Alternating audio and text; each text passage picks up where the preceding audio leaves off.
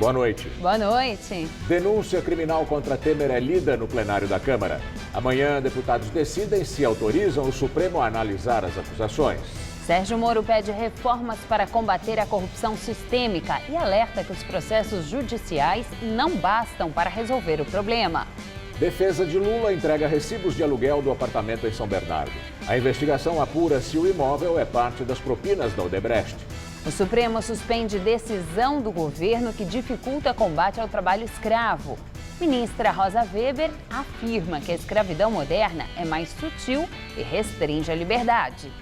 Pesquisa mostra os números da desigualdade na cidade de São Paulo. Saúde, educação, renda e outros itens revelam os contrastes gritantes na vida do paulistano.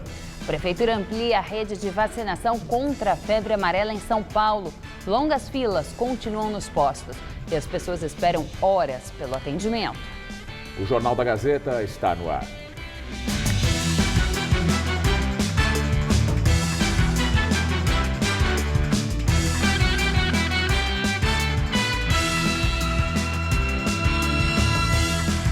A Prefeitura apresentou hoje o projeto do parque que deve ser construído dentro do Campo de Marte, na zona norte de São Paulo. Ainda não há empresas do setor privado interessadas em investir na obra, que deve custar cerca de 250 milhões de reais.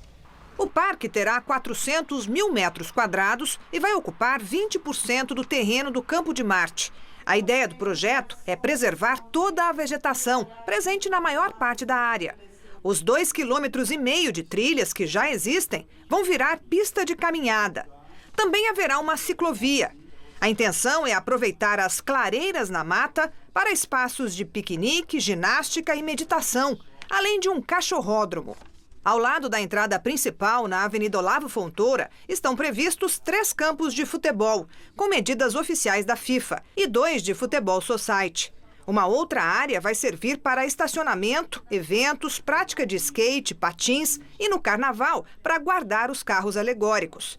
O Parque Campo de Marte terá ainda um museu aeroespacial. Até porque ele ajuda, a nosso ver, a viabilizar o parque como um todo na sua sustentação, na sua manutenção pelo setor privado. Do projeto apresentado hoje até a inauguração do parque, deve demorar no mínimo 2 anos. O custo estimado a princípio é de 250 milhões de reais. Dinheiro que, segundo a Prefeitura, virá do parceiro privado que vai explorar o parque num contrato de concessão. Ainda não há interessados. O processo para chamar as empresas deve ser lançado até janeiro. Em princípio, jamais cobrando ingresso dos usuários do parque e sim do museu. Realização de eventos e shows, podem muitos serem feitos ali e isso serem pagos pelos patrocinadores. Cobrança de estacionamento, alimentos e bebidas. É uma possibilidade ainda em estudos, mas transferência de potencial construtivo, já que o potencial construtivo é pequeno, de uma área bastante grande, territorial, com um potencial construtivo pequeno, a única massa edificada é a massa do museu. Eventualmente isso poderia ser também um instrumento que poderia agregar receitas. A construção do parque não deve alterar as operações de voo do Campo de Marte, pelo menos por enquanto. O prefeito João Dória já demonstrou a intenção de desativar o aeroporto até o fim do mandato dele. No Campo de Marte não há voos comerciais, só helicópteros e jatos executivos. Quase metade do terreno pertence à Infraero. A área do parque foi cedida pela Aeronáutica para uso público depois de um acordo entre a Prefeitura de São Paulo e o governo federal, que disputavam a posse do terreno havia 60 anos. Supremo Tribunal Federal suspendeu a portaria do governo Temer que abrandava regras de fiscalização do trabalho escravo. A decisão é da ministra Rosa Weber, que antes de integrar o Supremo era do Tribunal Superior do Trabalho. Ela atendeu a um pedido do partido Rede e Sustentabilidade pela anulação dos efeitos da portaria. O texto foi publicado na semana passada e assinado pelo ministro do Trabalho, Ronaldo Nogueira. A portaria alterou conceitos que devem ser usados pelos fiscais para identificar um caso de trabalho forçado, degradante e em condição análoga à escravidão. A edição da portaria gerou muitas críticas no Brasil e em organismos internacionais. A Procuradora-Geral da República, Raquel Dodge, que se reuniu com o ministro na semana passada para pedir mudanças no texto, hoje voltou a criticar a portaria. Não pode haver exatamente aquilo que nós estamos vendo que essa portaria promove, que é um retrocesso dessa política pública. A decisão da ministra Rosa Weber é em caráter liminar e vale até que o caso seja julgado no plenário do Supremo. Ainda não tem data para isso e agora cabe à presidente do STF, Carmen Lúcia, marcar a data do julgamento. O governo alegou que as mudanças são necessárias para dar segurança jurídica ao país. Em nota, o Ministério do Trabalho declarou que não concorda, mas vai cumprir a decisão. Para a ministra Rosa Weber, o texto da portaria é omisso. Ela aponta que fere direitos fundamentais e não tem base jurídica adequada. A rede que propôs a ação no STF diz que o caso pode ter impacto na votação da segunda denúncia contra Temer na Câmara. Temer queria trocar votos por escravos. E, felizmente, o Supremo Tribunal Federal, através da ministra Rosa Weber, impediu que esse comércio fosse feito aqui na Câmara e, portanto, certamente isso retira força de Temer para a votação da denúncia de amanhã. A base do governo nega. Não tem absolutamente nada uma coisa a ver com a outra. É uma decisão do Supremo Tribunal Federal, de um componente do Supremo. A gente tem que respeitar. Nada vai influenciar na votação aí no dia de amanhã. A Prefeitura deve ampliar para 33 o número de unidades básicas de saúde munidas de vacinas contra a febre amarela. Com medo, muita gente chegou aos postos da Zona Norte ainda de madrugada. Durante todo o dia, as filas nos postos de saúde têm ficado assim. Percorrem a calçada e dobram a esquina. A vacinação vai até às 7 da noite e é organizada por senhas. Até hoje, a campanha estava concentrada em 4 unidades de saúde da Zona Norte: Tremembé, Casa Verde, Jardim Peri e Vila Nova Cachoeirinha, bairros vizinhos ao Horto Florestal. A partir de amanhã, o número de postos passa a 33. O Horto e o Parque da Cantareira permanecem fechados ao público, depois que 5 macacos foram encontrados mortos com suspeita de febre amarela. Num deles foi confirmada a contaminação. O macaco é o principal hospedeiro do vírus na forma silvestre da doença, transmitida por 2 espécies de mosquito. Neste primeiro momento, devem ser vacinadas as pessoas que moram ou trabalham num raio de até 500 metros do Horto Florestal. Perímetro calculado de acordo com a distância que o mosquito consegue voar. A Secretaria Estadual de Saúde informou que tem 1,5 milhão de doses à disposição da população. E a seguir, segunda denúncia contra Temer é lida na Câmara Federal. Deputados decidem amanhã se as acusações devem ser analisadas pelo Supremo. Em São Paulo, o juiz Sérgio Moro afirma que foro privilegiado dado a políticos deve ser mudado. Defesa do ex-presidente Lula mostra recibos que diz serem originais, referentes ao aluguel do apartamento em São Bernardo. Defesa do ex-presidente Lula convoca coletiva para mostrar recibos que diz serem originais, referentes ao aluguel do apartamento vizinho ao dele em São Bernardo do Campo. A documentação pedida pela Justiça foi entregue à 13ª Vara Federal de Curitiba. A pedido dos advogados de Lula, um tabelião acompanhou os trabalhos para dar fé pública ao ato. A documentação inclui o contrato original de locação do imóvel, os 31 recibos referentes ao pagamento de aluguel e uma carta do empresário Glaucus da Costa Marques destinada à ex-primeira-dama Marisa Letícia, que morreu no início do ano. Qual a importância deste documento? A importância desse documento é que ele, sendo de 2017, ele não contém qualquer ressalva de que haveria valores em aberto, de que algum aluguel não teria sido pago. Ora, o proprietário do imóvel que manda uma carta para o seu inquilino pedindo a mudança da conta bancária ou depósito, evidentemente, ele, se tivesse algum débito, ele teria registrado aqui. Lula é investigado na Operação Lava Jato pelo recebimento de valores, pelo fechamento de contratos com a Petrobras.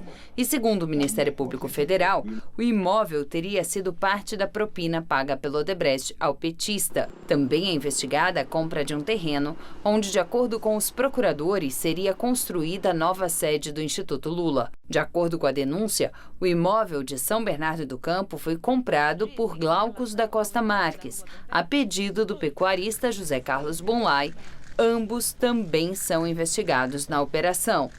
Costa Marques disse ao juiz federal Sérgio Moro que estabeleceu um contrato de locação do apartamento em 2011, mas que só começou a receber os aluguéis a partir de 2015. Ele também afirmou que assinou todos os recibos no mesmo dia, enquanto estava internado no Hospital Sírio-Libanês, em São Paulo.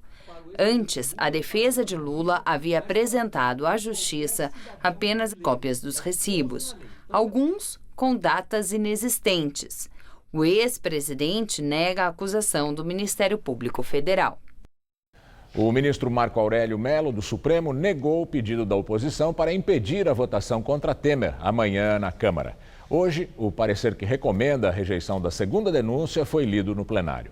Nos bastidores, continuam intensas as articulações do governo e da oposição.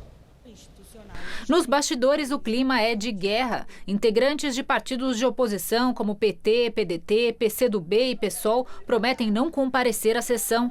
Sem o quórum de no mínimo 342 dos 513 deputados, a votação teria que ser adiada. Eles contam para isso com dissidentes da base governista. Nós da oposição ainda não chegamos nos 342, essa que é a verdade. Então podemos chegar.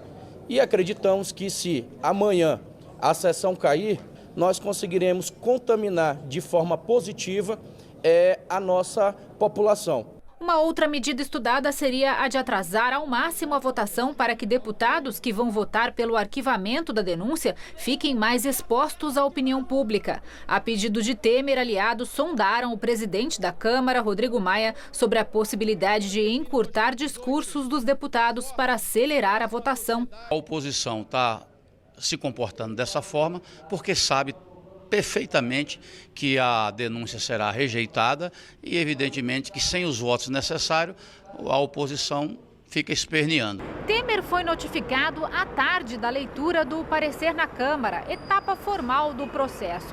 Ele não teve agenda pública. O dia também foi de muita articulação na tentativa de convencer deputados da base aliada que ainda estão indecisos.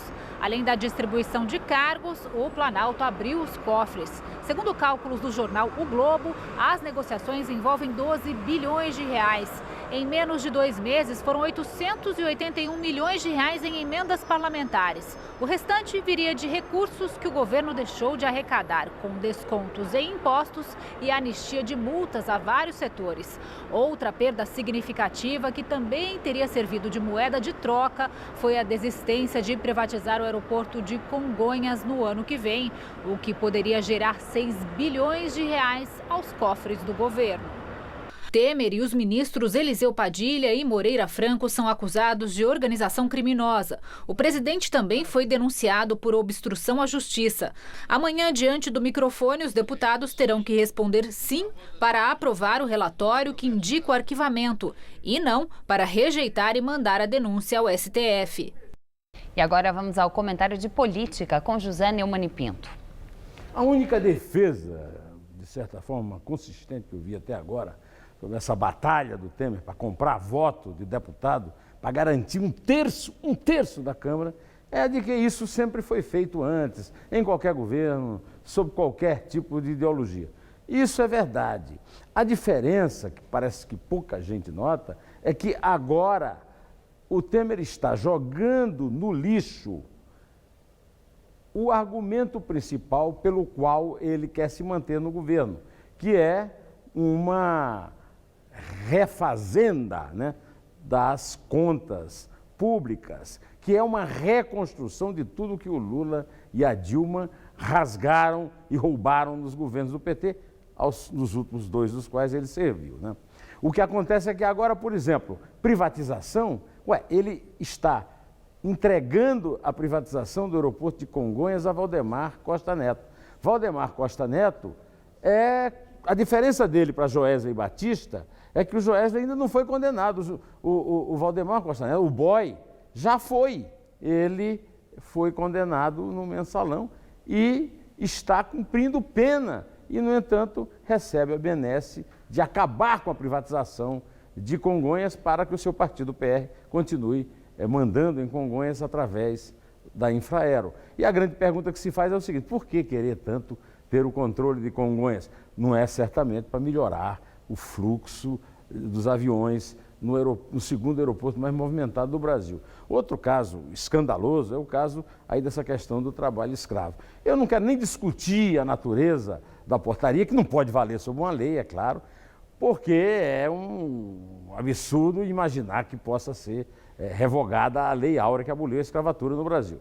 Mas a verdade é que o Blairo Maggi, que é ministro da Agricultura, disse, na maior simplicidade, de que a bancada ruralista se aproveitou dessa oportunidade, ou seja, é oportunismo declarado, sincero, como, aliás, também o fez o José Sarney Filho, o Zequinha, ministro do Meio Ambiente, quando no discurso disse que não está perdendo nada, uma vez que foram perdoadas multas ambientais que não estavam sendo pagas mesmo. O governo, então, abre mão de receber dinheiro no momento de grande necessidade para poder eleger Temer, não é eleger o Temer, quer dizer, evitar que o Temer seja investigado com 1/3 da Câmara, dando aos seus eleitores o poder de não pagar multas. Bom, eu volto quinta-feira, direto ao assunto. Espero você aí, na sua cadeira. Direto ao assunto. Delator da Lava Jato afirma que estava internado em 2012 quando foi procurado no hospital pelo então ministro de Minas e Energia, Edson Lobão, do PMDB, que foi até lá cobrar propina. A informação é da revista Época, que teve acesso a um trecho da delação da Odebrecht sobre Belo Monte, que ainda está em sigilo. Segundo a reportagem, um trecho do depoimento do diretor de energia da Odebrecht, Henrique Valadares, revela que, em meados de 2012, quando estava internado aguardando ter condições para ir se tratar nos Estados Unidos, recebeu uma visita de cortesia de Edson Lobão. Ele relata que, no encontro, o então ministro de Minas e Energia não se furtou de reiterar o pedido para que a Odebrecht passasse a realizar pagamentos de propina referentes a Belo Monte. Edson Lobão, do PMDB, é atualmente presidente da Comissão de Constituição e Justiça do Senado. Como ele estava hospitalizado, Lobão quis saber com quem poderia tratar sobre propina. Em depoimento, Valadares teria dito ainda que, logo ao assinarem o contrato para as obras de Belo Monte, Lobão informou que deveria haver uma destinação de 1% do valor para o PT e o PMDB. O ex-diretor relata que Marcelo Odebrecht se irritou ao tomar conhecimento da cobrança e disse que queria ouvi-la da boca da então presidente Dilma Rousseff. Edson Lobão nega as acusações. A defesa do senador afirma que elas são baseadas única e exclusivamente na palavra do delator e desacompanhadas de prova. A situação do senador Aécio Neves à frente da presidência nacional do PSDB permanece indefinida. Ele está afastado temporariamente da função por causa das denúncias contra ele no Supremo Tribunal Federal. A expectativa de parte dos tucanos era que o senador mineiro entregasse definitivamente o cargo hoje. Porém, Aécio Neves pediu uma reunião a portas fechadas com o presidente interino do partido, Tasso Gereissati, que disse que não há prazo para que a situação do senador mineiro tenha um desfecho. E o presidente do Conselho de Ética do Senado, João Alberto Souza, do PMDB, decidiu arquivar a representação do PT que pedia a cassação de Aécio, com base nas delações de executivos da JF. O PT ainda pode recorrer da decisão. Aqui em São Paulo, o juiz Sérgio Moro disse que há desvirtuamento do Supremo Tribunal Federal com foro privilegiado. O coordenador da Lava Jato, Deltan Dallagnol, criticou o Supremo por soltar corruptos. As declarações foram dadas durante debate promovido pelo Estadão e o Centro de Parceria de Políticas Públicas, que fez um comparativo entre a Operação Mãos Limpas na Itália, que completa 25 anos, e a Operação Lava Jato, há mais de 3 anos em andamento, ambas voltadas ao combate da corrupção. Além do juiz Sérgio Moro e do procurador Deltan Dallagnol, participaram do evento 2 ex-procuradores que atuaram na Operação Italiana, que serviu de ponto de partida para as investigações brasileiras. O ex-magistrado italiano, Gerardo Colombo, afirmou que a Mãos Limpas, iniciada nos anos 80 contra empresários e políticos, não resultou na redução da corrupção no país. A corrupção não é affatto diminuída. Segundo ele, 40% dos envolvidos se livraram de condenações e dos processos por prescrição, quando o Estado não pode mais analisar a acusação. Em 2007, ele renunciou à magistratura porque entendeu que não era possível combater a corrupção por meio da justiça. Já o ex-promotor Percamilo Davigo disse que a Operação Mãos Limpas também sofreu ataques da imprensa e dos políticos, o que chamou de campanha violenta com o uso dos meios de comunicação. Segundo ele, os corruptos italianos conseguiram manter um cenário de impunidade. Uma corruzione seriale e sistêmica. Deltan Dallagnol, coordenador da Força Tarefa da Lava Jato, voltou a criticar as movimentações do Supremo Tribunal Federal para rever entendimentos a favor de réus da operação. Para Deltan, a postura dos ministros do STF contribui para o desânimo da população em relação à luta contra a corrupção. Dinheiro continua circulando em malas anos depois do início da Lava Jato.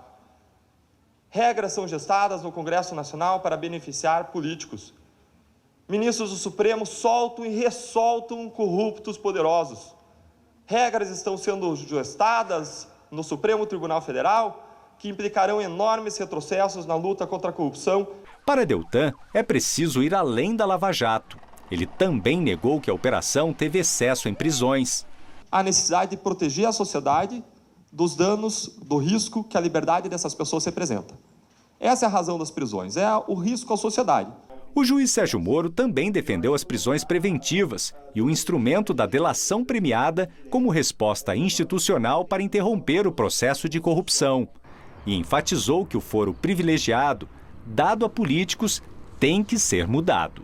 Eu acho que é um desvirtuamento do Supremo Tribunal Federal, que ele tem que se ocupar cotidianamente com tantos casos criminais concretos.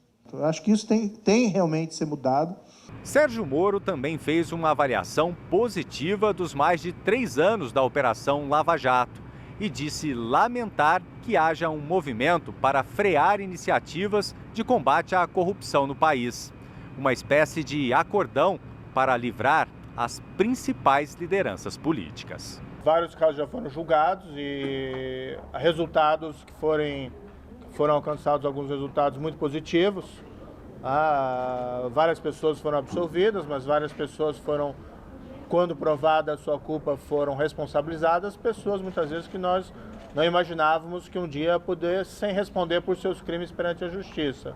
Então, o resultado é muito positivo e o apoio da opinião pública foi certamente decisivo para que se alcançassem esses resultados. E agora o comentário de Josias de Souza, direto de Brasília. Ele fala sobre a declaração do juiz Sérgio Moro sobre o combate à corrupção e o legislativo. No instante em que a Câmara se consolida como cemitério para a desova de denúncias contra o presidente da República, o juiz Sérgio Moro e o procurador da República Deltan Dallagnol escancararam num seminário em São Paulo um fenômeno que subverte o combate à corrupção no Brasil. O juiz e o coordenador da Lava Jato discorreram sobre a ausência de respostas institucionais adequadas quando se trata de punir investigados que se escondem atrás do escudo do foro privilegiado. A certa altura, Moro referiu-se ao caso de Gedel Vieira Lima. Foi deputado na era FHC, sob Lula foi ministro, sob Dilma foi vice-presidente da Caixa Econômica. O juiz lembrou que o nome do personagem está associado a escândalos desde a década de 90. Será que se tivesse sido punido naquela época, haveria o apartamento com 51 milhões de reais? Perguntou Moro. O procurador Dallagnol ecoou o juiz. Dinheiro continua circulando em malas anos depois do início da Lava Jato. Ministros do Supremo soltam e ressoltam corruptos poderosos. O país vive um paradoxo. O excesso de investigados poderosos deveria potencializar as consequências, mas acontece o contrário. Os cerca de 200 encrencados com foro privilegiado se juntam para estancar a sangria. O que Moro e Dallagnol disseram, com outras palavras, é que a Operação Abafa é um sucesso bem maior do que a Operação Lava Jato. Se você espera por um Brasil novo, convém arregaçar as mangas ou puxar uma cadeira. Vai demorar. Boa noite. Ex-governador do Rio, Sérgio Cabral, deve ser transferido para o Presídio Federal de Campo Grande, no Mato Grosso do Sul. Segundo a reportagem do portal UOL, o Departamento Penitenciário Nacional escolheu esta penitenciária por ela ter uma ala separada das que reúne chefes do crime organizado. Ontem, o juiz Marcelo Bretas, responsável pelas ações em primeira instância da Lava Jato no Rio, autorizou a transferência de Cabral para um presídio federal, atendendo a um pedido do Ministério Público. A defesa do ex-governador entrou com recurso para mantê-lo no Rio. O Tribunal Regional Federal decidiu manter a liberdade de Cesare Battisti. Ele foi condenado à prisão perpétua na Itália por terrorismo. Battisti vive no Brasil e foi preso no início do mês por evasão de divisas na fronteira com a Bolívia. Ao manter Cesare Battisti em liberdade, os desembargadores do TRF entenderam que o crime de evasão de divisas não justifica a prisão preventiva, por ser de menor periculosidade. No julgamento, os magistrados concluíram também que não está caracterizado o crime de lavagem de dinheiro por parte do italiano, preso no dia 4 de outubro, ao tentar deixar o país com $6.000 e 1.300 euros em dinheiro. Os desembargadores decidiram, porém, que mesmo em liberdade, Cesare Battisti vai ter que usar tornozeleira eletrônica e não pode deixar a cidade de Cananéia, em São Paulo, onde mora com a família. Ele também vai ter de se apresentar mensalmente a um juiz federal paulista. Em 93, Cesare Battisti foi condenado à prisão perpétua por terrorismo e assassinato de 4 pessoas em confrontos políticos na Itália, nos anos 70. Ele integrava o grupo Proletários Armados pelo Comunismo, o PAC. Em 2009, o Supremo Tribunal Federal autorizou a extradição dele, mas a decisão foi negada pelo então presidente Lula, que no último dia de governo, em 2010, concedeu a Battisti o status de refugiado político. Decisão que o atual presidente Michel Temer agora quer cassar. Por causa do episódio na fronteira com a Bolívia, o ministro da Justiça alegou que o italiano traiu a confiança do governo brasileiro e deve ser extraditado, atendendo ao pedido das autoridades italianas. Mas o ministro Luiz Fux, do Supremo, concedeu liminar a Battisti impedindo a extradição dele, até que os ministros da primeira turma do Supremo Tribunal Federal julguem se o governo Temer tem ou não autoridade para anular o refúgio. O julgamento do mérito da questão na primeira turma deveria ser hoje em Brasília, mas foi adiado, a pedido do próprio ministro Fux. Na sua estreia no parlamento alemão, o partido de extrema-direita Alternativa para a Alemanha promete caça à primeira-ministra Angela Merkel.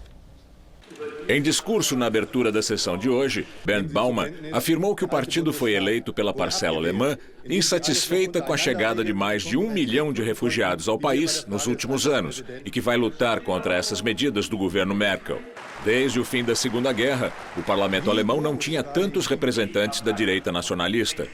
Nesta primeira sessão do Bundestag, também foi eleito o novo presidente, o ex-ministro das Finanças, o conservador Wolfgang Schäuble, considerado um político de boas relações entre os partidos. Ele pode facilitar a aprovação dos planos de Merkel, apesar da vitória apertada do partido dela nas eleições de setembro. No Rio de Janeiro foi solto o tenente da PM suspeito de atirar e matar uma turista espanhola. Ela estava dentro de um carro que não parou em um bloqueio policial na Rocinha. Em audiência de custódia realizada hoje, o Tribunal de Justiça do Rio concedeu liberdade provisória a Davi dos Santos Ribeiro, apontado como autor do disparo que matou a turista espanhola Maria Esperanza Jimenez. O juiz Juarez Costa de Andrade decidiu pelo afastamento dele do policiamento das ruas, que ficará restrito ao trabalho administrativo. O tenente da PM havia sido preso ontem em flagrante pela divisão de homicídios. Outro soldado também foi autuado por atirar para o alto. Os dois prestaram depoimento e tiveram as armas apreendidas para a perícia. Maria Esperanza, de 67 anos, foi baleada no pescoço e morreu antes de chegar ao hospital.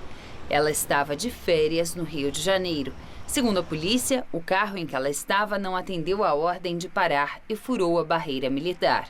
Em depoimento, o motorista negou ter furado a blitz. Os turistas disseram que não foram alertados sobre a situação de risco na Rocinha. A responsabilidade da empresa de turismo ainda deve ser investigada. Na manhã desta terça-feira, o governador do Rio, Luiz Fernando Pezão, lamentou tanto a morte da estrangeira quanto a conduta policial, dizendo que o ocorrido seria um ponto fora da curva, porque nenhum policial é treinado para esse tipo de acontecimento. E daqui a pouco, Maria Lídia Flandoli entrevista Flávio Bierrenbach, advogado e ex-ministro do Superior Tribunal Militar, sobre crimes militares. Hoje tivemos aqui em São Paulo mais um dia de temperaturas agradáveis, entre 13 e 22 graus. Bem diferente do calorão, acima dos 30 graus que nós tivemos na semana passada. E tudo indica que vai voltar a esquentar por aqui. Quem vai contar pra gente como fica o tempo é Mariana Armentano.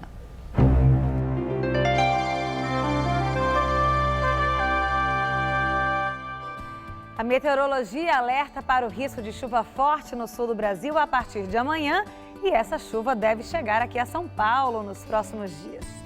É que um novo sistema de baixa pressão começa a se desenvolver no norte da Argentina e no Paraguai e forma grande área de instabilidade entre o oeste do Mato Grosso do Sul e do Rio Grande do Sul.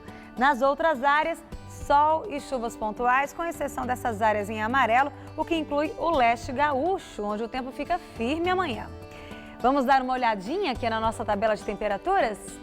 Olha só, tempo firme em Porto Alegre, com calor à tarde na casa dos 30 graus. Já em Floripa, máxima de 24, com chuvas a partir da tarde. Em BH, sol e calor de 32 graus amanhã. E em Natal, dia quente também, com 31 graus, mas com chuvinhas rápidas em alguns pontos da cidade. Vamos ver como fica o tempo aqui em São Paulo? O sol ganha força nesta quarta-feira. O dia ainda começa frio, com névoa mais ao leste do estado, mas aí esquenta rápido à tarde e fica até bem abafado.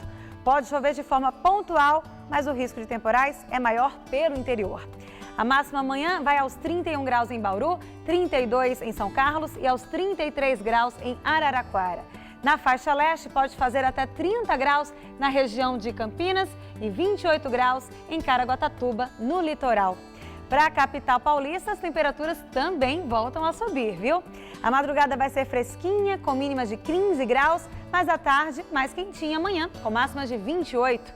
Na quinta-feira já chega a fazer até 30 graus, com possibilidade de chuva mais grossa por aqui. E na sexta o tempo continua estável, com termômetros entre 19 e 28 graus. A Agência Nacional de Energia Elétrica aprovou hoje um aumento de 43% para o valor do segundo patamar da bandeira tarifária vermelha, vigente hoje. A proposta da ANEEL é elevar a taxa extra cobrada nas contas de luz quando essa bandeira é acionada de R$ 3,50 para R$ 5,00 por cada 100 kWh consumidos. O aumento entrará em vigor já em novembro, em regime excepcional. Segundo o governo federal, com a seca em vários estados, as distribuidoras contratam energia de termoelétricas, que é mais cara. São Paulo recebeu esta semana a visita de um importante designer japonês de uma família que há 3 gerações confecciona os tradicionais kimonos. A novidade trazida por ele ao Brasil é uma tentativa de transformar a peça em algo sem fronteiras culturais. A popular chita, bem brasileira, chamativa, amarela, rosa, verde, ganhou formas tradicionais nipônicas pelas mãos do ousado designer Kisaburo. Ele é da família que há 90 anos é sinônimo de alfaiataria de kimono no Japão, a Iwamoto Wasai. Embora a tradição seja a marca da família, só agora, depois de 4 gerações, é que o Kisaburo conseguiu romper fronteiras clássicas de roupa ocidental, oriental e de gênero, sem essa de roupa feminina e roupa masculina. Eu acredito que minha missão é tornar a cabeça das pessoas mais flexível, rompendo levemente essas regras e propondo nos divertirmos com o kimono. Aos 32 anos, Kisaburo conta que por causa das inovações com tecidos diferentes, como o veludo ou a própria chita brasileira, levou muitas broncas do pai, que é o mestre dele na arte de confeccionar a peça. Agora ele já está aceitando, diz o estilista. Até porque os clientes aprovaram e são cada vez em número maior. Ele explica ainda que os estrangeiros gostam do kimono como uma peça diferente, para usar à noite, para sair, sem ser tão tradicional. E que ele, pessoalmente, recomenda isso. Pela primeira vez no Brasil, Kisaburo se diz encantado com o país, com a gentileza das pessoas e, claro, com a nossa comida. Feijoada.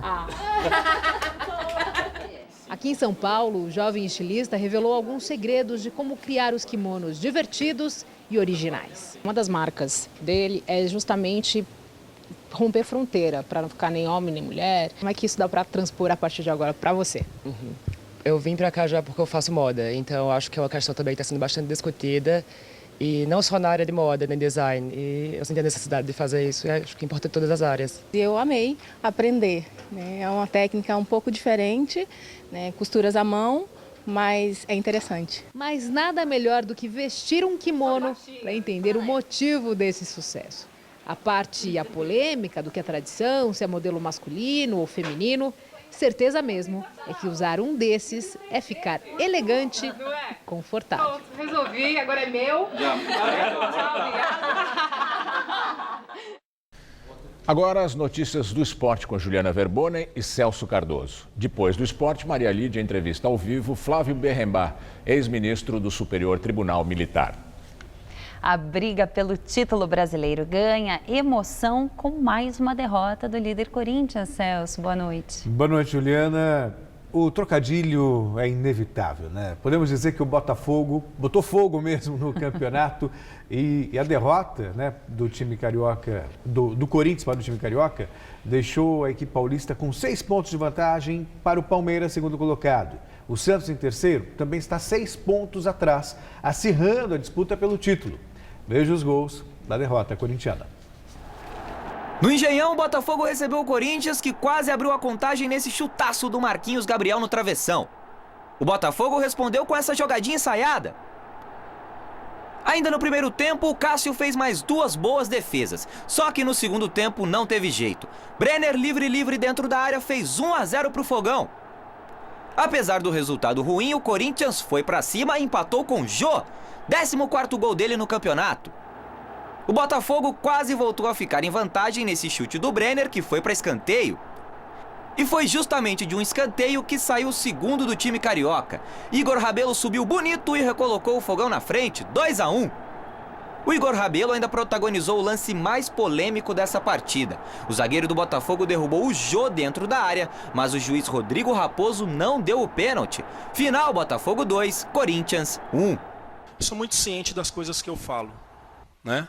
Eu acho que um jogo desse tamanho, um time brigando por título, outro buscando Libertadores, não pode colocar um árbitro inexperiente para um jogo desse tamanho, tá?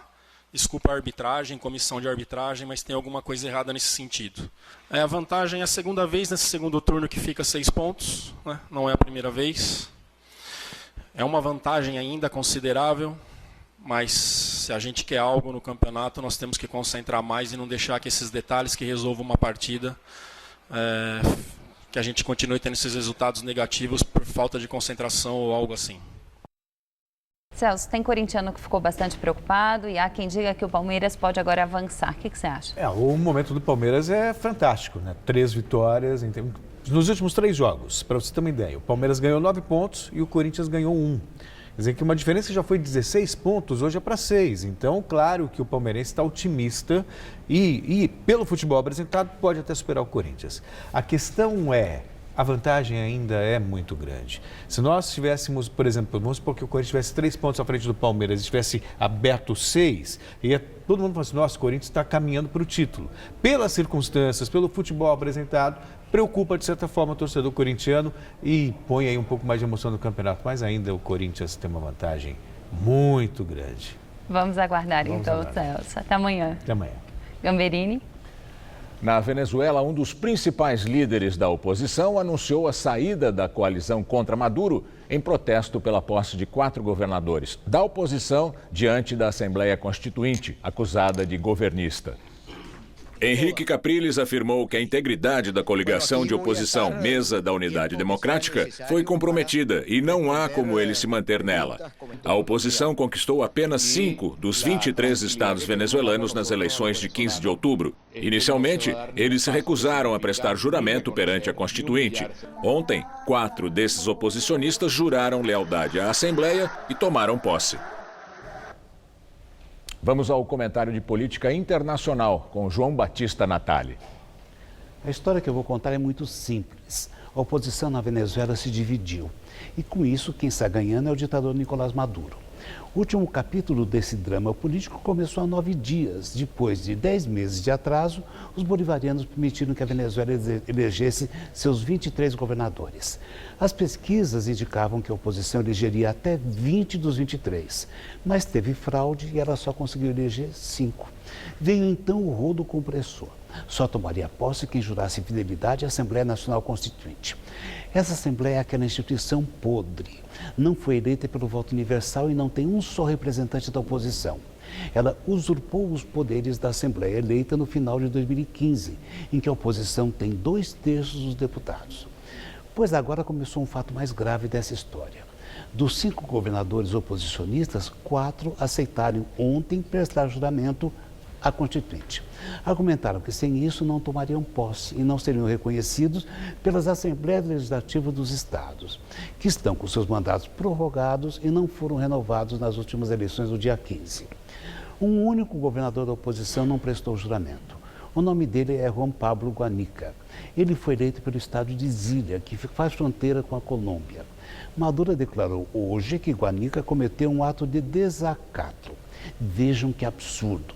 Desacatar a ordem de alguém é coisa de subalterno. Um governador tem a legitimidade do eleitor que o elegeu. Quem tem razão nessa história é Maria Corina Machado, a ex-deputada que boicotou essas eleições porque sabia que a ditadura tinha planos de ganhá-las no catletão.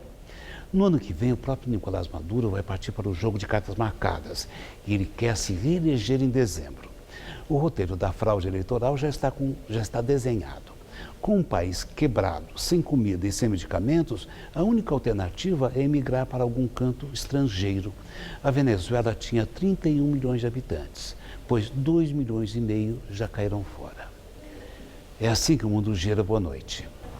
Estética da mulher sensual dos anos 40 e 50 atrai a nova geração de paulistas. O estilo retrô das antigas pin-ups, que tinham a imagem estampada em calendários e capas de revistas, agora é ensinado numa escola em Santo André, na região do Grande ABC.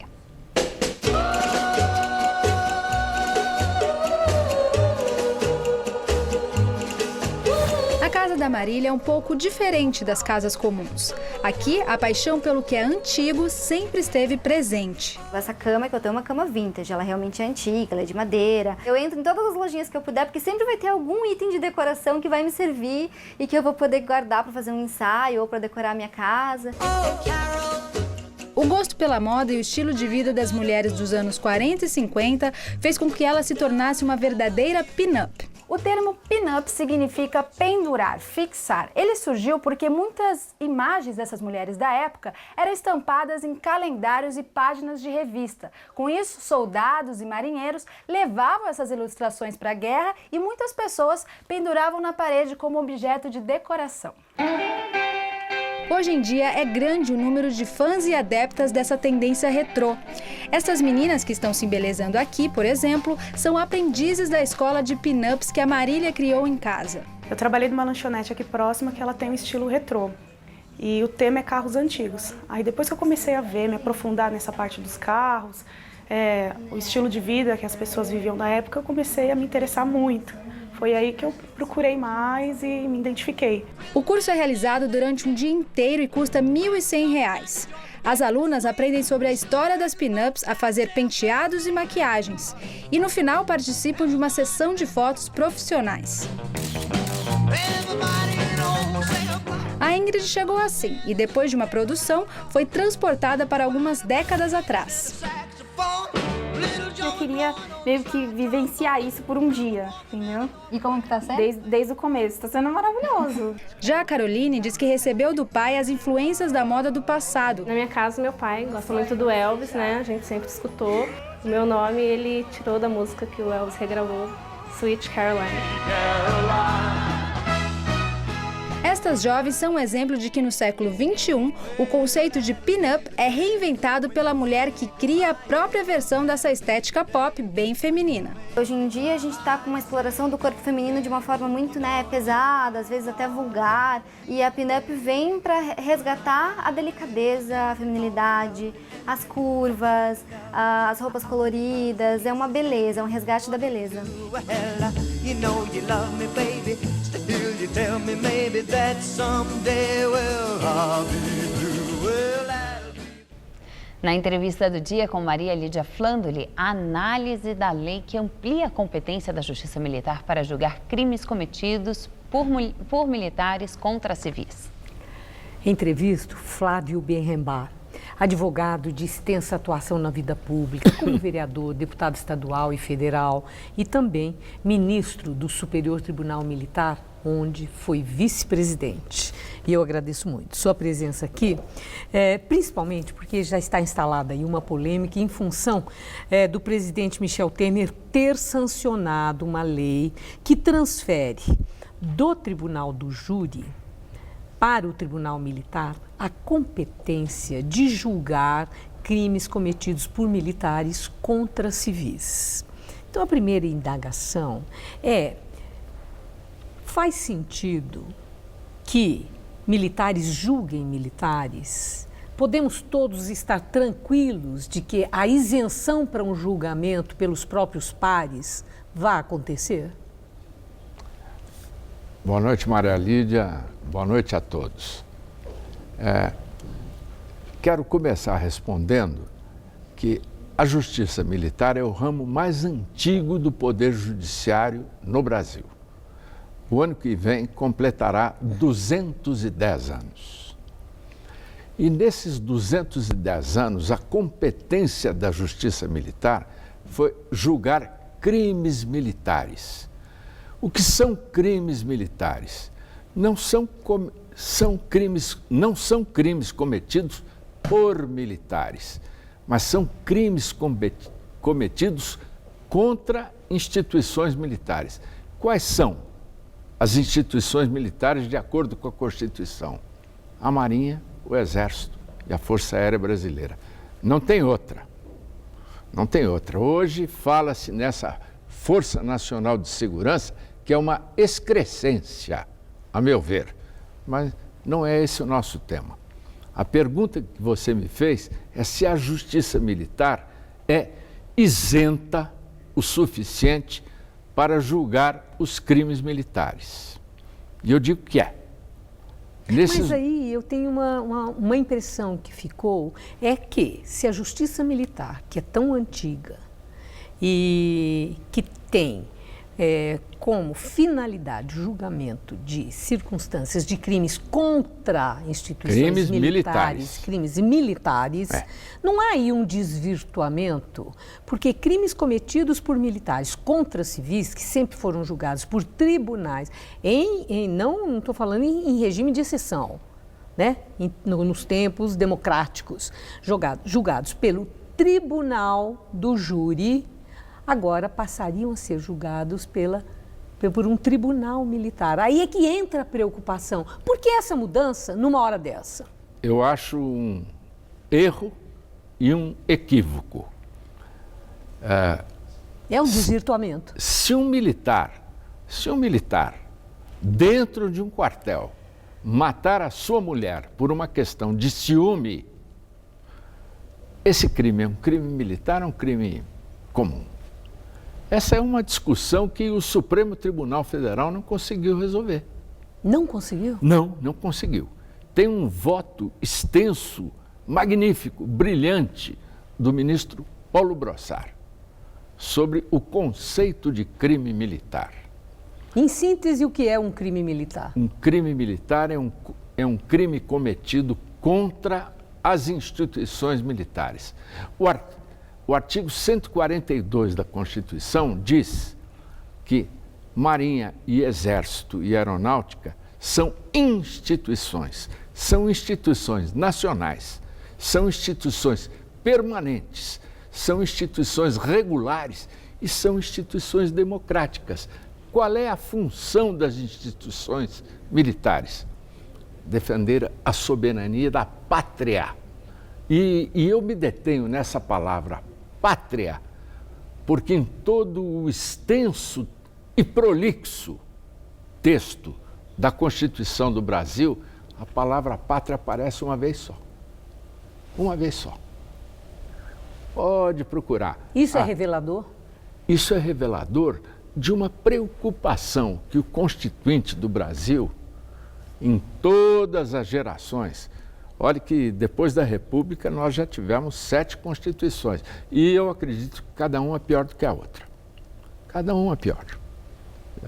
Nós não melhoramos em termos de direito constitucional. Mas o Constituinte brasileiro teve uma preocupação com essa palavra que se chama pátria, que é difícil de definir. Tem até definição poética.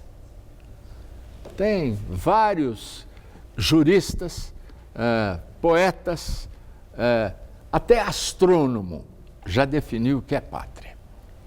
Então, a defesa da soberania da pátria compete às instituições militares. Por isso... Um crime passional cometido por militar... Não é crime militar. Não é crime militar. Não é crime Mas militar. então, vejo com muita... A sua explicação é extremamente clara, no sentido de que entendamos que essa lei sancionada pelo presidente Michel Temer é um desvirtuamento da função da própria justiça militar. Não faz sentido. Agora, a pergunta, por que Michel Temer sancionou uma lei dessa, que foi encaminhada pelo próprio Executivo para o Congresso? Foi aprovada e voltou e ele sancionou. Por quê? Estão desvirtuando a função das instituições militares. Mas é um afago aos militares? A instituição militar não é voltada para a defesa da segurança pública. O militar é treinado, adestrado e equipado com as armas que nós fornecemos. As armas que o Exército, a Marinha, a Força Aérea tem, somos nós que pagamos. O militar é adestrado para a defesa da pátria, não é para combater o seu compatriota. Doutor Flávio A segurança pública envolve uma pessoa se defrontar com um criminoso. Um criminoso é um compatriota. O militar é adestrado para matar. Para matar. Então, o desvirtuamento da função militar que tem acontecido nos últimos tempos, com o militar sendo chamado para resolver o problema do morro. Segurança pública? Não é isso. Certo. É muito fácil resolver o problema do morro. Bota 2 tanques lá com 2 canhões de 155 milímetros e dá uma varredura, resolve o problema. Mas pode fazer isso? Não pode. Não pode, claro. Não pode fazer. Nosso então, tempo terminou, é uma teoria do dominó. Um erro leva a outro. Eu agradeço muito sua esclarecedora entrevista. Muito obrigada. Uma boa noite. Obrigado, Maria Lídia. Juliana. Pesquisa feita pela rede Nossa São Paulo, uma ONG idealizada pelo empresário Oded Grajew, que reúne mais de 700 organizações da sociedade civil, mostra que moradores da periferia vivem muito menos. As mulheres negras aparecem na primeira posição do ranking da desigualdade aqui na capital. Esse levantamento foi feito de 27 de agosto a 11 de setembro e se refere a dados do ano passado. 1.603 pessoas foram entrevistadas. A margem de erro é de 2 pontos percentuais, para mais ou para menos, claro. Pelo estudo, as mulheres negras são menos favorecidas porque vivem nas regiões periféricas da cidade e sem acesso aos principais equipamentos públicos. A diferença é visível na área da saúde, na qual as adolescentes negras registram os maiores índices de gravidez. Também a diferença salarial entre homens e mulheres varia entre 25% e 49% na periferia. O desemprego atinge mais as mulheres em todas as regiões da cidade. As principais áreas que a população entende como prioritárias para promover qualidade de vida na capital são saúde e educação. Nós pegamos o recorte de 2 bairros localizados no extremo oposto um do outro, Jardim Ângela e Jardim Paulista.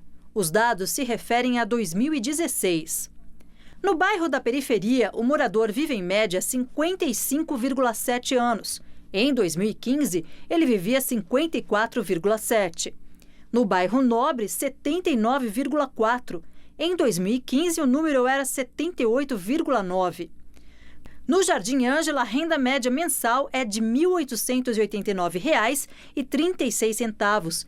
Em 2015, era a mesma. No Jardim Paulista, é de R$ 3.777,08. Em 2015, era a mesma. Para cada 1.000 habitantes, a periferia tem 0,76 leitos hospitalares. Em 2015, o número era 0,70. Já no Jardim Paulista, são 34,7 leitos contra 34,8 em 2015. Esses dados que nós vimos deveriam nos matar de vergonha. Eles refletem, em primeiro lugar, a absurda desigualdade de renda em nosso país. Mas não é só isso, não. Eles mostram também a ausência do Estado exatamente onde ele, Estado, é mais necessário, nos bolsões de pobreza. A classe média e os ricos, se precisam de médico, não vão ao SUS, sucateado. O pobre vai.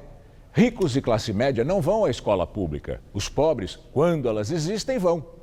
Ricos e classe média se alimentam bem. Crianças pobres dependem da merenda escolar.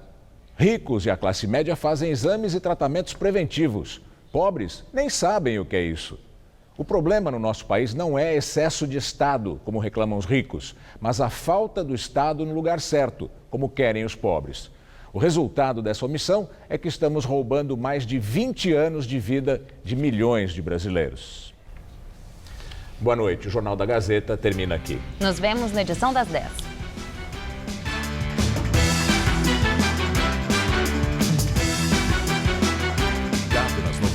Que movimentam os clubes brasileiros no Gazeta Esportiva. De segunda a sexta, 6 da tarde.